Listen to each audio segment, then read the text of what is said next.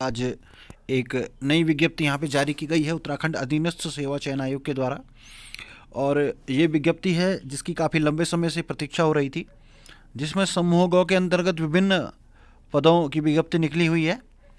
और यहाँ पे जो विज्ञापन है आपके सामने हम दिखा रहे हैं, सहायक समाज कल्याण अधिकारी, छात्रावास अधीक्षक, ये जो पद हैं समाज कल्याण विभाग के अंतर्गत हैं। इसके अलावा निर्वाचन आयोग में सहायक समीक्षा अधिकारी, और जो अधीनस्थ सेवा चयन आयोग है इसमें सहायक समीक्षा अधिकारी, उत्तराखंड राजस्व परिषद देहरादून के अंतर्गत सहायक चकबंदी अधिकारी, उत्तराखंड सूचना एवं लोक संपर्क विभाग के अंतर्गत संवीक्षक तथा संरक्षक कम डाटा एंट्री ऑपरेटर, पंचायती राज विभाग के अंतर्गत ग्राम पंचायत विकास अधिकारी, महिला सशक्तिकरण एवं बाल विकास विभाग के अंतर्गत सुपरवाइजर, जनजाति कल्याण विभाग के अंतर्गत मैट्रन केयर सह हॉस्टल इंचार्ज, और उत्तराखंड पर्यटन विकास परिषद के अंतर्गत सहायक स्वागती, उद्योग विभाग के अंतर्गत सहायक प्रबंधक उद्योग तथा ग्राम्य विकास विभाग उत्तराखंड के अंतर्गत ग्राम विकास अधिकारी के पदों के लिए यहाँ पे विज्ञप्ति आज निकाली गई है।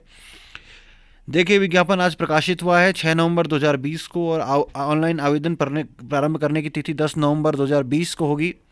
और इसके बाद जो ऑनलाइन आवेदन करने की जो अंतिम तिथि रहेगी वो 24 दिसंबर 2020 है, और 26 दिसंबर 2020 तक यहाँ पे शुल्क जमा किया जा सकता है ऑनलाइन। और लिखित परीक्षा की जो अनुमानित डेट है वो है मई 2021। अब यहाँ पे आप देख सकते हैं सहायक समाज कल्याण अधिकारी के 35 पद हैं, छात्रावास अधीक्षक के 3 पद हैं, सहायक समीक्षा अधिकारी का 1 पद राज्य निर्वाचन आयोग में और 2 पद अधीनस्थ सेवा चयन आयोग में हैं। राजस्व परिषद के अंतर्गत जो सहायक चकबंदी अधिकारी है उसके 4 पद हैं, समीक्षक के 1 पद और डाटा एंट्री ऑपरेटर के 9 पद हैं। पंचायती राज में ग्राम पंचायत विकास अधिकारी के 292, और महिला सशक्तिकरण एवं बाल विकास विभाग के अंतर्गत सुपरवाइजर के 34 पद यहाँ पे आए हुए हैं। जनजाति कल्याण विभाग में मैट्रन केयर सह हॉस्टल इंचार्ज के 16 पद हैं, और उत्तराखंड पर्यटन विकास परिषद के अंतर्गत सहायक स्वागती के 6 पद हैं। उद्योग विभाग के अंतर्गत सहायक प्रबंधक उद्योग के 70 पद हैं, और ग्राम विकास अधिकारी के 381 पद यहाँ पे हैं। कुल मिलाकर के हम बात करें तो 854 रिक्त पदों पर यहाँ पे सीधी भर्ती के लिए ऑनलाइन आवेदन यहाँ पे आमंत्रित किए गए हैं। OTR आपने पहले से ही भरा हुआ है, और अगर जिन्होंने OTR नहीं भरा है तो वो पहले OTR भर लें, और यहाँ पे आप अपना पासवर्ड बना करके उस OTR को उसके माध्यम से अपने फॉर्म को यहाँ पे अप्लाई कर सकते हैं।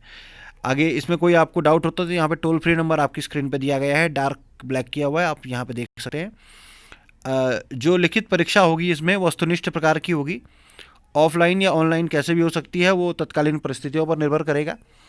और परीक्षा की जो तिथि है उसकी सूचना आयोग के द्वारा वेबसाइट के माध्यम से और समाचार पत्रों के माध्यम से और SMS इत्यादि भी ईमेल के द्वारा भी आपको उपलब्ध कराई जाएगी। प्रवेश पत्र भी आयोग की वेबसाइट से ही डाउनलोड होंगे जब आप फॉर्म भर लेंगे, और डाक के माध्यम से कोई भी यहाँ पे वार्तालाप नहीं होगा, कोई भी प्रवेश पत्र नहीं भेजा जाएगा, ऐसा आयोग ने पहले ही सूचित कर दिया है। अब भरने से पहले आप पहले पूरे निर्देशों को पढ़ लें कि क्या क्या चीज़ें यहाँ पे आपको करनी है, क्या नहीं करनी है।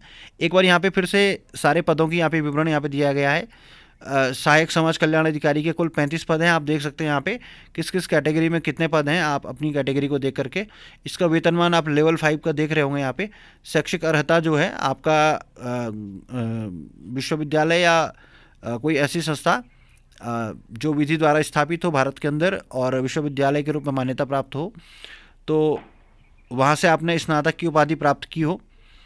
इसके अलावा जब नंबर अगर बराबर होती हैं तो अभ्यर्थियों की, तो वहाँ पे ज्येष्ठ अभ्यर्थी को चयन सूची में ऊपर रखा जाएगा।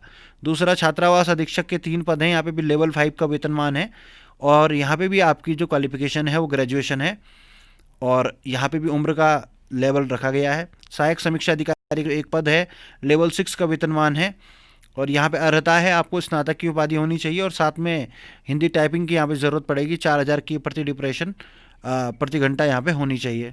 इसके अलावा यहाँ पे जो दूसरा समीक्षा अधिकारी के 2 पद हैं, यहाँ पे भी वही उसी के समान यहाँ पे योग्यताएं हैं, और यहाँ पे 2-3 चीज़ें और लिखी गई हैं। Window internet, MS Word, MS Excel, MS Access और MS पावर पॉइंट का तकनीकी ज्ञान भी यहाँ पे होना चाहिए। 4000 जो की डिप्रेशन पर आवर जो है वो तो उसमें रहेगा ही हिंदी टंकण में।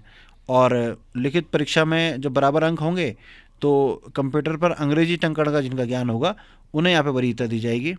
और उसके बाद भी अगर अंक बराबर होते हैं तो लेकिन जो ज्येष्ठ अभ्यर्थी होगा उसे ऊपर रखा जाएगा। इसके अलावा यहाँ पे देख सकते हैं हम सहायक चकबंदी अधिकारी में, यहाँ पर भी ग्रेजुएशन है और यहाँ पे जो वेतनमान है लेवल 6 का है। इसके बाद संवीक्षक का जो पद है यहाँ पे आप देख सकते हैं एक पद है, लेवल 5 का वेतनमान है और यहाँ पे भी ग्रेजुएशन, उसमें हिंदी भी एक विषय होना ज़रूरी है स्नातक में। और माध्यमिक शिक्षा परिषद की जो इंटरमीडिएट परीक्षा है उसमें अंग्रेजी एक विषय के रूप में होना ज़रूरी है। इसके अलावा संरक्षक कम डाटा एंट्री ऑपरेटर का पद है, लेवल 2 का वेतनमान है और यहाँ पे जो है स्नातक उपाधि होनी चाहिए, ग्रेजुएशन, और जिसमें हिंदी ज़रूरी है और माध्यमिक शिक्षा परिषद से इंटरमीडिएट होना चाहिए जिसमें अंग्रेजी एक विषय ज़रूर होना चाहिए। तो 12th में अंग्रेजी होनी ज़रूरी है और ग्रेजुएशन में हिंदी होनी ज़रूरी है। इसके अलावा ग्राम पंचायत विकास अधिकारी जो कि सबसे फेमस पोस्ट है उसके बारे में भी आपको बता दें। कुल 292 पद हैं और इसमें अल्मोड़ा के अंदर 57 और बागेश्वर के अंदर 23, चमोली के अंदर 27, चंपावत के अंदर 9 और नैनीताल के अंदर 9, नैनीताल के अंदर कुल 17, पौड़ी के अंदर कुल 74, पिथौरागढ़ में कुल 21, रुद्रप्रयाग में 16, टिहरी में 29 और उत्तरकाशी में 19 पद खाली हैं। इन पे विज्ञप्ति आई है। कुल 292 पद यहाँ पे आए हैं जिनके लिए जिन्हें यहाँ विज्ञापित किया गया है।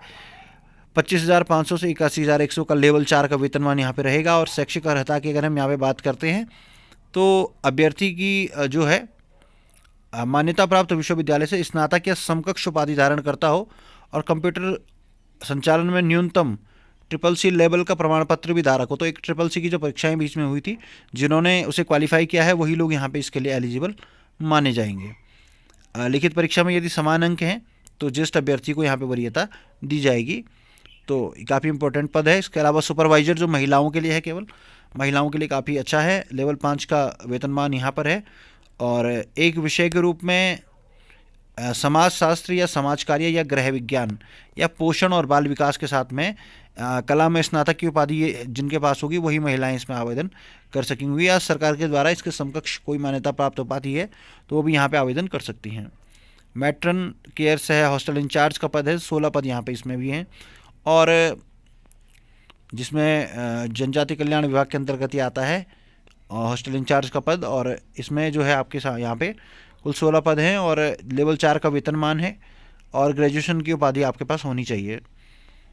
इसके अलावा स्वागती का भी एक पद यहाँ पे है, 6 पद कुल हैं और इसमें लेवल 2 का वेतनमान है और ग्रेजुएशन की उपाधि होनी चाहिए। हिंदी और अंग्रेजी भाषा पढ़ने और लिखने और बात करने की पूर्ण क्षमता यहाँ पे होनी चाहिए। सूचना प्रौद्योगिकी और कंप्यूटर का ज्ञान रखने वाला व्यक्ति यहाँ पे होना चाहिए।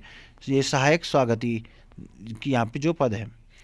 इसके बाद सहायक प्रबंधक उद्योग जिसमें कि 70 पद हैं और लेवल 6 का वेतनमान इसमें है 35,400 से 1,12,400, कुल 70 पद यहाँ पे हैं।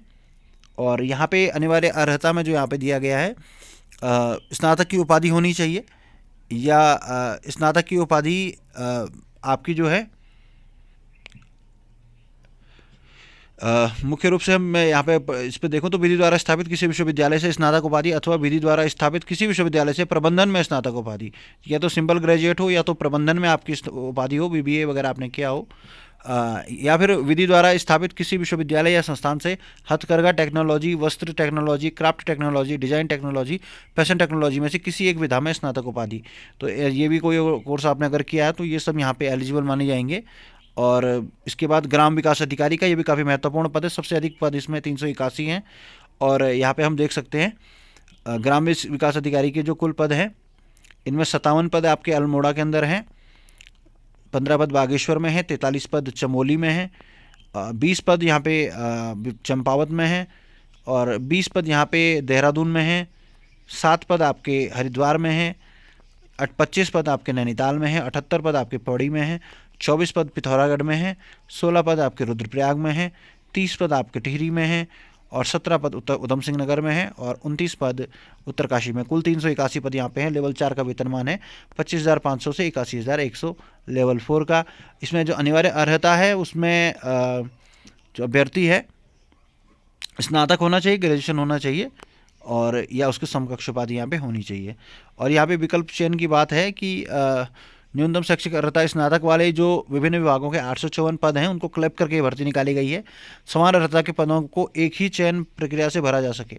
तो आयोग और अभ्यर्थी दोनों को श्रम और समय की बचत होगी। आवेदन के पत्र में 4 पदों को छोड़कर अन्य पदों के विकल्प चयन का अवसर नहीं दिया गया है। चयन के उपरांत लिखित परीक्षा की एक मेरिट के आधार पर अभ्यर्थी को विभाग या पद के चयन का अवसर दिया जाएगा। इस संबंध में एक नीति भी आयोग द्वारा शीघ्र प्रकाशित की जा रही है। उक्त 4 पदों यथा सुपरवाइजर महिला, समीक्षक कम डाटा एंट्री ऑपरेटर तथा ग्राम पंचायत विकास अधिकारी पर स्नातक के साथ साथ कुछ अनिवार्य अर्हता भी और भी रखी गई हैं। इन्हें अभ्यर्थी को आवेदन में चयन करना व दर्ज करना अनिवार्य है। तो इनमें आपको चयन करना होगा कि आप इन पदों के लिए अप्लाई करें, क्योंकि आप एक साथ 853 पदों के लिए भरेंगे तो आपको वो चीज़ें टिक करनी पड़ेंगी जिसके अकॉर्डिंग आपकी क्वालिफिकेशंस हैं। तो इन सब की जो जिनकी योग्यताएं एक समान है तो उसमें एक पे आप टिक लगाते हैं तो सभी उस योग्यता वाले जितने पद हैं उनके लिए आप क्या हो जाएंगे, एलिजिबल हो जाएंगे, योग्य हो जाएंगे।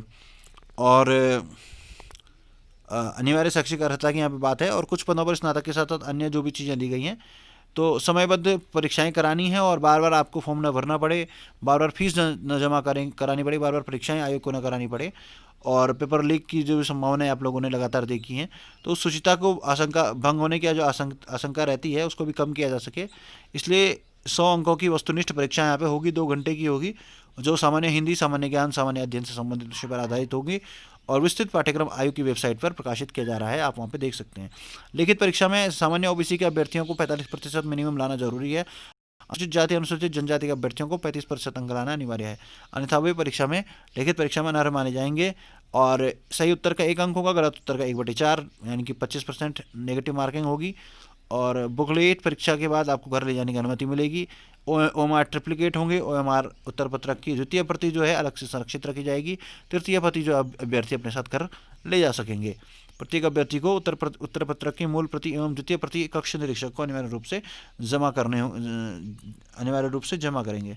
तो गलत उत्तर के लिए यहाँ पे नेगेटिव मार्किंग है, 4 ऑप्शन होंगे, 1/4 दंड दिया जाएगा। तमाम चीज़ें आप लोग पहले से जानते हैं और 1 से अधिक अगर उत्तर देते हैं तो वो भी गलत माना जाएगा। यदि अभ्यर्थी प्रश्न हल नहीं करेगा तो उसके लिए कोई ऋणात्मक अंक नहीं, उसमें 0 अंक आपको मिलेंगे। व्हाइटनर का इस्तेमाल करना प्रतिबंधित है, आप ऐसा ना करें तो उसका उत्तर नहीं, अंक भी नहीं मिलेगा और ऋणात्मक अंक की भी कटौती की जाएगी। और अभ्यर्थी अपनी OMR शीट पर गलत रोल नंबर वगैरह ना भरें तो OMR शीट का मूल्यांकन नहीं होगा। अगर ऐसा वो करता है और वो निरस्त माना जाएगा। अभ्यर्थी को इस उत्तर पुस्तिका का जो मूल्यांकन है यांत्रिक है, OMR पद्धति पर है। ऐसे में किसी एक प्रश्न के एक से अधिक विकल्प होने पर या छोटा सा कहीं पर आपने बिंदु लगा दिया है, कोई और निशान लगा दिए हैं तो उनका उत्तर गलत माना जा सकता है। इसलिए OMR शीट को आपने सफाई से अटेम्प्ट करना है। आयोग की गणना जो निश्चायक तिथि है 1 जुलाई 2020 है। 1 जुलाई 2020 को न्यूनतम 21 वर्ष और अधिकतम 42 वर्ष होनी चाहिए। अनुसूचित जाति, जनजाति और अन्य श्रेणियों के लिए जिन्हें छूट दी जाती है उच्चतर आयु सीमा में उन्हें छूट उस हिसाब से मिलेगी। 5 वर्ष SC के लिए, 3 वर्ष OBC के लिए। और समूहों के जो पद हैं इनसे लोक सेवा आयोग के बाहर की परिधि के आवेदन करने के लिए वही अभ्यर्थी पात्र होगा जिसने हाई स्कूल या इंटरमीडिएट परीक्षा अपने उत्तराखंड राज्य से की हो या फिर यहाँ से बाहर रहा हो तो उसके पास यहाँ का स्थायी निवास होना चाहिए। अनापत्ति प्रमाण पत्र जो लोग जॉब कर रहे हैं उन्हें यहाँ पे देना होगा। बाकी आप जानते हैं राष्ट्रीयता भारत की आपकी होनी चाहिए। और तो वो देख सकता है इन तमाम चीज़ों के बारे में। और बाकी आपको कोई आपके पर दंडात्मक कार्रवाई, कोई केस दर्ज नहीं होना चाहिए। कोई शारीरिक वैवाहिक परिस्थिति इत्यादि शारीरिक स्वस्थता आप लोगों की सही होनी चाहिए।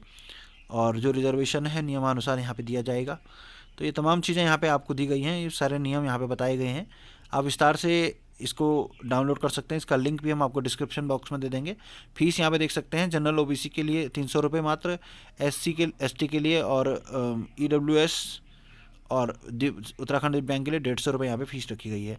तो ये तमाम चीज़ें यहाँ पे थी। आपको OTR को भरना है और सही तरीके से क्लिक करने के बाद में ही आपका फॉर्म यहाँ पे सबमिट होगा। तो ये तमाम जानकारी आपके सामने थी। मुझे उम्मीद है ये वीडियो आपको पसंद आया होगा, काफ़ी इन्फॉर्मेटिव रहा होगा और काफ़ी अच्छी खुशखबरी है उन सभी लोगों के लिए जो बहुत एक लंबे समय से इंतज़ार कर रहे थे भर्ती आने का, जो यूके ट्रिपल एससी की ओर बड़ी उम्मीद से देख रहे थे। तो आप लोगों की जो इच्छा है वो यहाँ पे पूर्ण हुई है और भर्ती अब यहाँ पे चूँकि आ चुकी है, तो आप लोग अपनी तैयारी करें और इस चैनल को ज़रूर सब्सक्राइब करें। हम यहाँ पे आपके लिए और भी मटेरियल, और भी इन्फॉर्मेशन, और भी न्यूज़ जो भी आती है इससे संबंधित आप तक पहुँचाते रहते हैं समय समय पर। और आगे हम इससे रिलेटेड ऑनलाइन कोर्स भी आपके सामने अवेलेबल करवाएंगे, तो उसके लिए आप हमसे जुड़े रहें और जल्दी मिलते हैं एक नई वीडियो के साथ। तब तक के लिए नमस्कार।